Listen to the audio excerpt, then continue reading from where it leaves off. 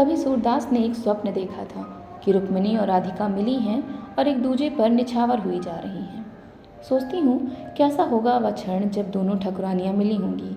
दोनों ने प्रेम किया था, एक ने बालक कन्हैया से, दूसरे ने राजनीतिज्ञ कृष्ण से।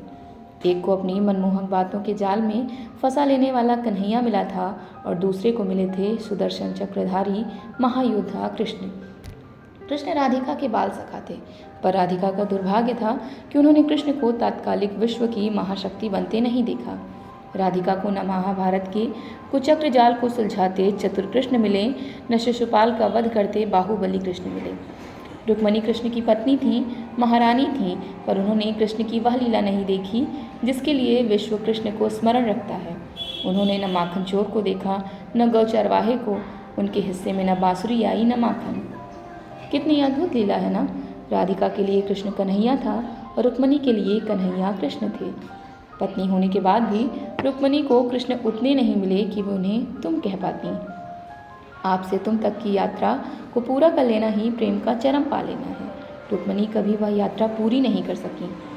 राधिका की यात्रा प्रारंभ से ही तुमसे हुई थी। उन्होंने प्रारंभ ही चरम से किया था, शायद तभी उन्हें कृष्ण नहीं मिले। कितना अजीब है ना। कृष्ण जिसे नहीं मिले युगों युगों से आज तक उसी के हैं, और जिसे मिले उसे मिले ही नहीं। तभी कहती हूँ कृष्ण को पाने का प्रयास मत कीजिए। पाने का प्रयास कीजिएगा तो कभी नहीं मिलेंगे। बस प्रेम करके छोड़ दीजिए, जीवन भर साथ निभाएंगे कृष्ण। कृष्ण इस सृष्टि के सबसे अच्छे मित्र हैं। राधिका हो या सुदामा, कृष्ण ने मित्रता निभाई तो ऐसी निभाई कि इतिहास बन गया।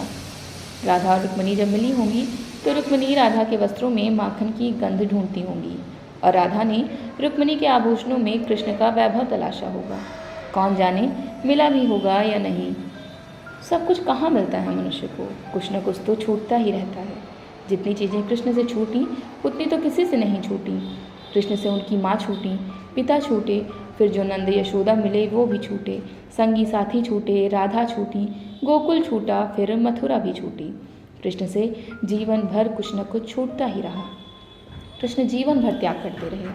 हमारी आज की पीढ़ी जो कुछ भी छूटने पर टूटने लगती है, उसे कृष्ण को गुरु बना लेना चाहिए।